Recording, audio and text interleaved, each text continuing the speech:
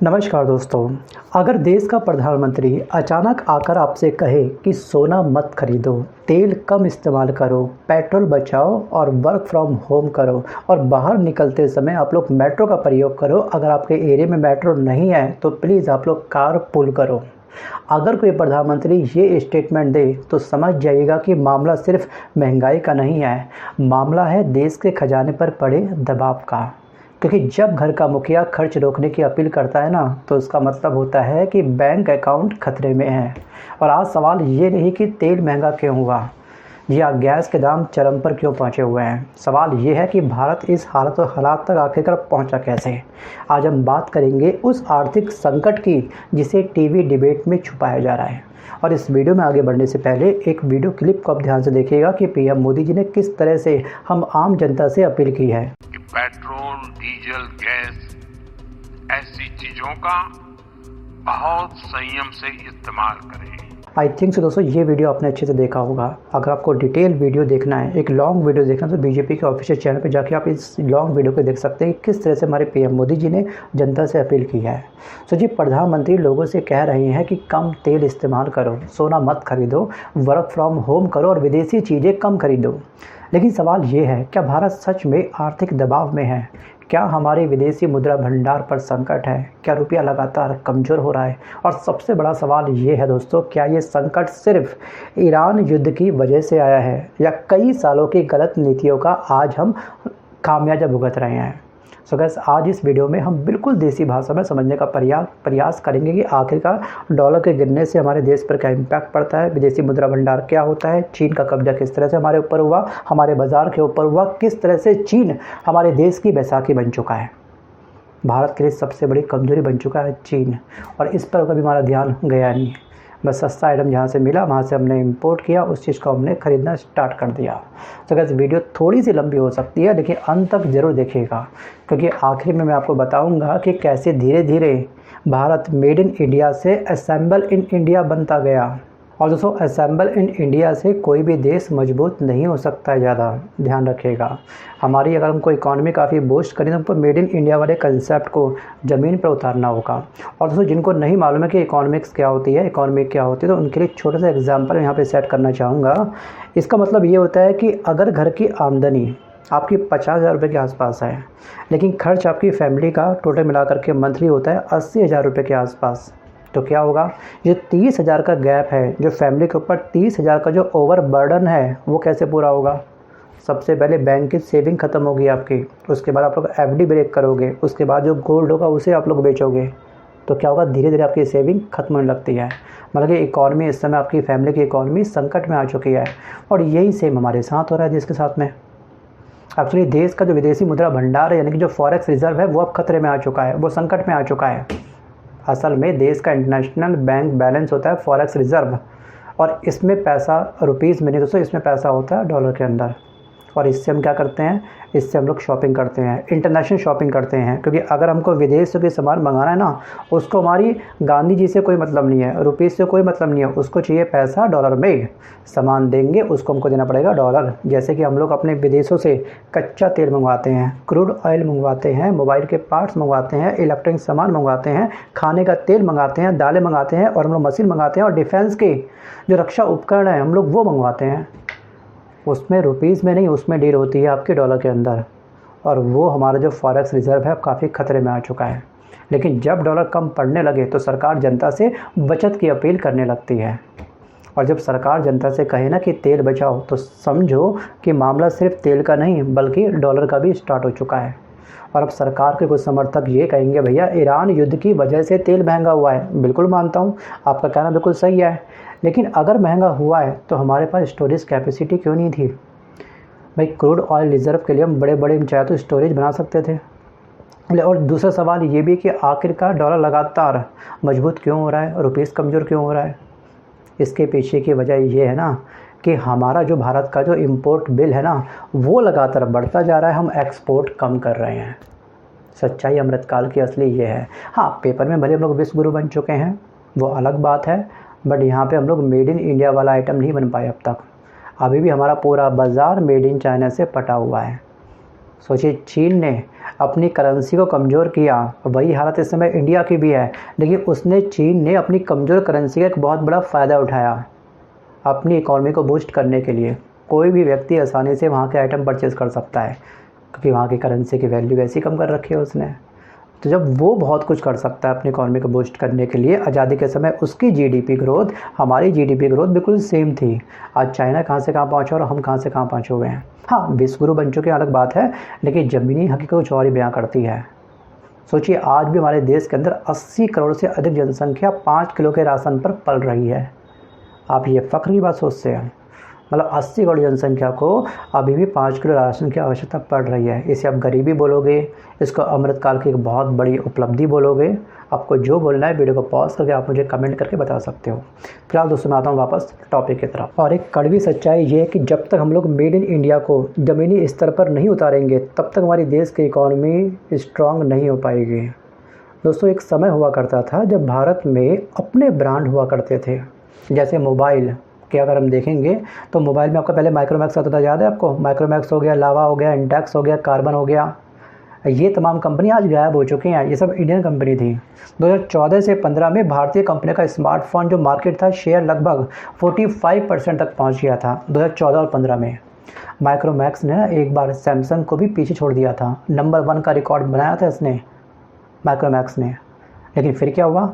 चीन की कंपनियों का आगमन हमारे अमृतकाल देश के अंदर स्टार्ट होता है। Xiaomi, Vivo, Oppo, Realme flash sale start कर देते हैं, हैवी डिस्काउंट देते हैं। सोचिए, स्टार्टिंग में इन लोगों ने, देशों ने लॉस में भी सामान बेचा है। जो इनकी कॉस्ट थी ना, मैन्युफैक्चरिंग कॉस्ट, उसमें सामान बेचा है। बस लोगों को अपना आदी बना दो। और अब क्या हो चुका है? 0 EMI इंटरेस्ट। EMI अपनी बांध दो, आपको कोई ब्याज पे नहीं करना है। ये तक सेल फ़ोन पे स्टार्ट हो चुकी है। और धीरे धीरे क्या हुआ उसके बाद? भारतीय कंपनियां ख़त्म होती चली गई। आज भारत का स्मार्टफोन बाज़ार लगभग पूरी तरह से विदेशी कंपनियों के कब्जे में है। आप एग्जांपल देखिए, आपके हाथ में कौन सा फ़ोन है? मेड इन चाइना का होगा।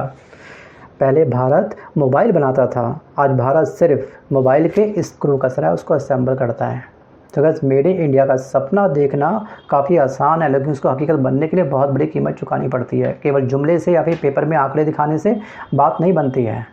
सरकार ने कहा मेड इन इंडिया, लेकिन हुआ क्या? बाहर से पार्ट्स आ रहे हैं, बाहर से उसकी कैबिनेट आ रही है, बाहर की बॉडी आ रही है, बस के हम लोग स्क्रू कस रहे हैं। इससे क्या हमारा मेड इन इंडिया सफल हो पाएगा? यानी कि असली तकनीक, चिप, डिज़ाइन, पेटेंट सब कुछ बाहर से आ रहा है। भारत सिर्फ असेंबलिंग हब बन चुका है। बाहर की कंट्री की कंपनियां यहाँ पे आती हैं, अपनी फैक्ट्री स्थापित करती हैं, यहाँ पर हमारी इंडियन की लेबर का इस्तेमाल करती हैं, हमारे इंडियन मज़दूरों को हायर करती हैं, उनसे काम करवाती हैं, पार्ट्स या फिर अपनी जो आइटम होते हैं उसको तैयार करवाती है, मोबाइल तैयार करवाती है। कुछ मोबाइल हमारे देश में बेचती हैं, कुछ मोबाइल बने बनाए मोबाइल को अपने देश में जाके बेचते हैं।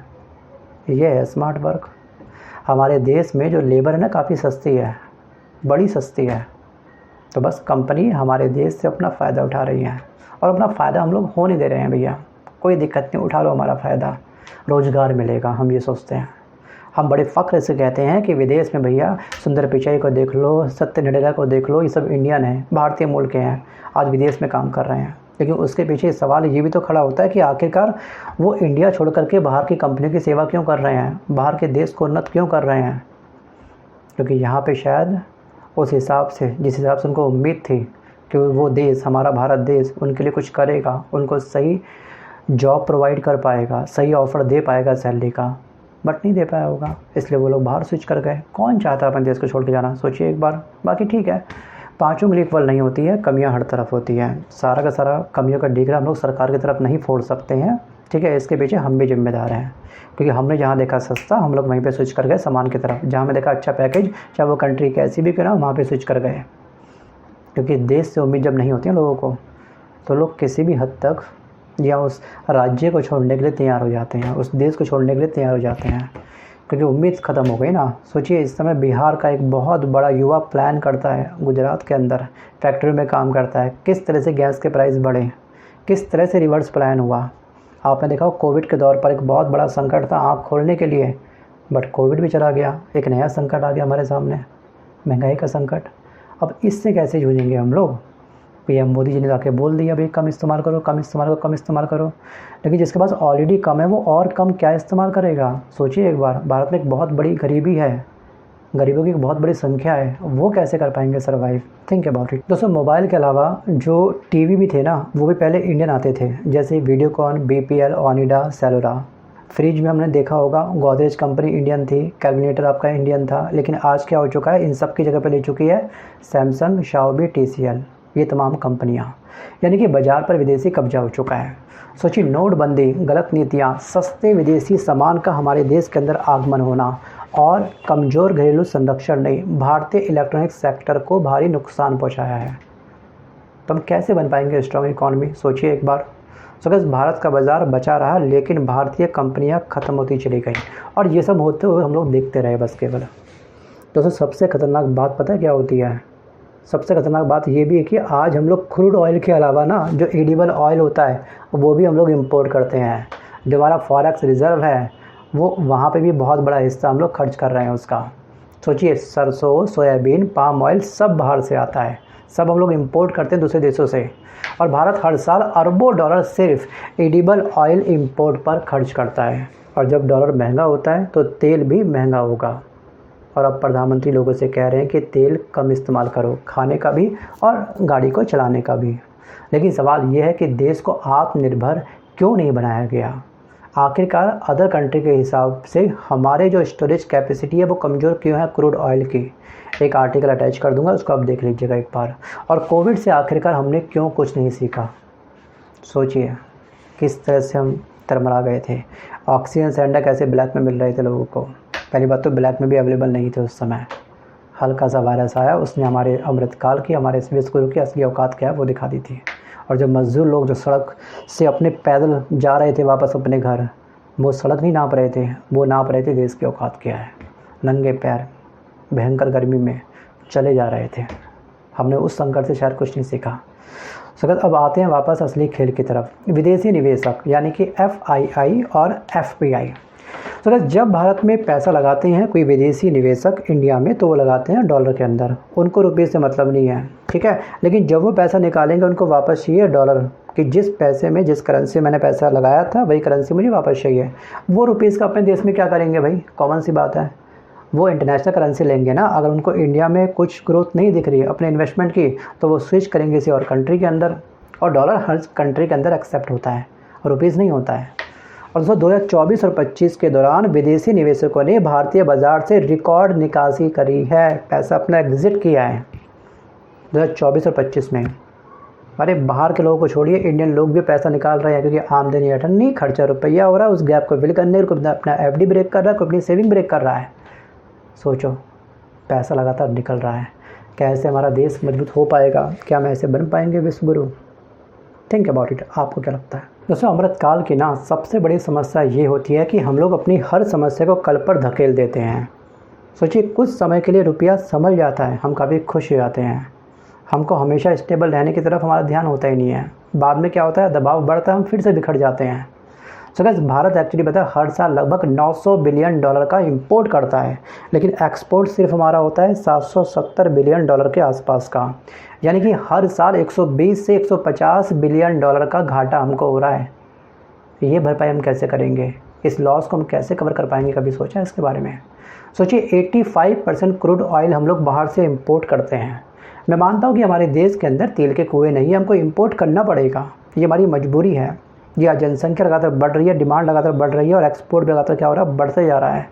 तो ये गैप भी क्या होगा ना, लॉस का गैप बढ़ेगा, कम नहीं होगा। ऊपर से 50 बिलियन डॉलर तक का गोल्ड हम लोग इंपोर्ट करते हैं। 100 बिलियन डॉलर इलेक्ट्रॉनिक्स जो आइटम होते हैं वो हम लोग इंपोर्ट करते हैं।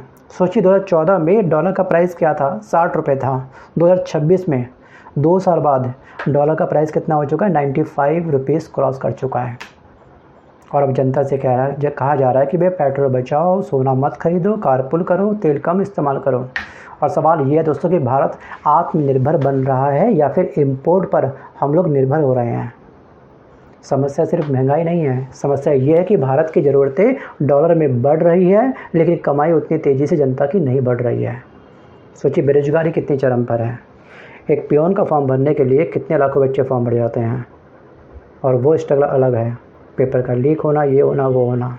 तो अब सरकार कंपनी से कह रही है कि भैया वर्क फ्रॉम होम करो, अपने एम्प्लॉयज़ को बोलो घर से काम करें, इससे क्या होगा, पेट्रोल बचेगा, ऑफिस आने जाने का खर्च कम होगा। लेकिन सवाल ये कि ये बात आज क्यों आ रही है याद? ये बात पहले भी आ सकती थी याद। सोचिए आज भी लोग दिल्ली एनसीआर में लाखों लोग रोज़ गाज़ियाबाद से गुरुग्राम जा रहे हैं, नोएडा से दिल्ली जा रहे हैं, दिल्ली से नोएडा जा रहे हैं, फरीदाबाद से नोएडा जा रहे हैं, नोएडा से फरीदाबाद जा रहे हैं। एक लंबा घंटों का सफ़र तय कर रहे हैं, 2 घंटा जाना 2 घंटा आना लग रहा है लोगों का। इससे क्या होता है, ईंधन काफ़ी जलता है, पॉल्यूशन काफ़ी अधिक बढ़ता है, ठीक है। और इस समय हीट वेव कितनी तगड़ी चल रही है आपको पता होगा। सोचिए ना क्या हो रहा है। विदेश में क्या होता है कि जो बाहर की कंट्री होती है वो यही चाहती है कि उसका एम्प्लॉयज़ वर्क फ्रॉम होम करे, जिससे कि उसका टाइम बचे। अगर आने जाने के सफ़र में उसका 1 घंटा खर्च हो रहा है वन साइड, तो वो 1 घंटा कंपनी को दें, जी हाँ, कंपनी का काम करें। इससे कंपनी की क्या होगी, जो इकॉनमी होगी वो काफ़ी बूस्ट होगी, प्रॉफिट काफ़ी अधिक होगा। लेकिन हमारे यहाँ क्या होता है भैया, हमको एम्प्लॉयज़ का करना है दीदार, मालिक को करना है दीदार, सारे सारे एम्प्लॉयज़ सामने होने चाहिए उसकी आंखों के सामने। अगर यही रूल स्टार्टिंग से लगा दिया होता तो शायद इस समय जो कंजप्शंस हैं, जो हमारा इंपोर्ट का जो कंजप्शंस बढ़ रहा है क्रूड ऑयल का, वो कम हो जाता। सोचिए 85% क्रूड ऑयल इंपोर्ट करना कोई आम बात नहीं है। अभी अगर मैं आपसे बात करूं खेतों के बारे में, खलिहानों के बारे में, जो हमारा फर्टिलाइज़र है वो भी हमारा इंपोर्ट हो रहा है लगातार। अब वो भी काफ़ी हद तक बाधित हो चुका है भाई इस समय, वो वॉर की वजह से, ईरान यूएस वॉर की वजह से खतरे बहुत बड़े हैं, ध्यान रखिएगा दोस्तों। इन शॉर्ट मेरा कहने का अर्थ सिंपल सा इतना ये है कि रिमोट वर्क सही तरीके से अगर पहले लागू किया जाता तो आज ईंधन की इतनी कंजप्शंस हमारे इंडिया के अंदर नहीं हो रही होती। दोस्तों ये वीडियो ना एक्चुअली किसी पार्टी के समर्थन या फिर किसी पार्टी के विरोध में नहीं है। सवाल सिर्फ मेरा इतना सा था, क्या भारत आत्मनिर्भर बन रहा है, जी हाँ, या हम लोग इम्पोर्ट पर निर्भर होते जा रहे हैं लगातार? क्या हम मैन्युफैक्चरिंग नेशन बन रहे हैं या फिर सिर्फ कंज्यूमर मार्केट बन चुके हैं? और आज हालत ये है कि मोबाइल बाहर का है, टीवी बाहर का है, तेल बाहर का है, चिप बाहर की है, टेक्नोलॉजी बाहर की है, पेटेंट बाहर का है, निवेश बाहर का है। तो आखिर हम कैसे बन पाएंगे विश्व गुरु? हाँ, शब्दों में, आंकड़ों में, जुमलों में हम लोग बन सकते हैं विश्व गुरु, लेकिन ज़मीनी हकीकत कुछ और ही बयां कर रही है। सोचिए हमारे फेस्टिवल तक इस समय दूसरे देशों पर डिपेंड हैं। एग्जाम्पल लीजिए दिवाली का, लाइटिंग, लड़ियाँ, ठीक है, भगवान जी की मूर्ति सब क्या है, मेड इन चाइना से आ रही है। और दोस्तों ध्यान रखिएगा कि जब भी भारत का पैसा कमज़ोर होगा, दूसरे देश का पैसा मजबूत होगा, तो कभी भी वो देश पनप नहीं पाएगा ज़्यादा, उसकी इकॉनमी ज़्यादा स्ट्रांग नहीं हो पाएगी। सोचिए ना, जिस देश की खुद की फैक्ट्रियाँ अपने ही देश में बंद होने लगे, वहाँ सिर्फ मॉल बचते हैं बस केवल, और हमारे देश में मॉल पे मॉल खुलते जा रहे हैं। मॉल के अंदर सारी कंपनियाँ क्या हैं, विदेशी हैं। तो वो देश कभी मैन्युफैक्चरिंग हब नहीं बन पाता। जी हाँ, वो देश केवल स्कूल का सकता है बस केवल। और अब मेरा आपसे एक सवाल है, कमेंट करके आप मुझे पक्का बताइएगा, क्या हमारा भारत, वर्तमान का जो भारत है, जो अमृतकाल है, वो क्या सही दिशा में जा रहा है, या भारत सिर्फ विदेशी कंपनियों का बाजार बनता जा रहा है? आपको क्या लगता है? Think about it. वीडियो को पॉज करके अपनी राय आप मुझे कमेंट करके जरूर बताइएगा। और दूसरा मेरा आपसे सवाल ये कि आने वाले समय में क्या बहुत बड़ा संकट आने वाला है महंगाई का, इस पर आपका क्या विचार है? क्या सच में पीएम मोदी जी की जो स्टेटमेंट है, क्या ये बहुत बड़ी चेतावनी है आने वाले समय के लिए? बताइए आप मुझे, think about it. So guys, आज के इस वीडियो में बस कर इतना ही। मिलता हूं जल्द अपने वीडियो के साथ, तब तक के लिए धन्यवाद।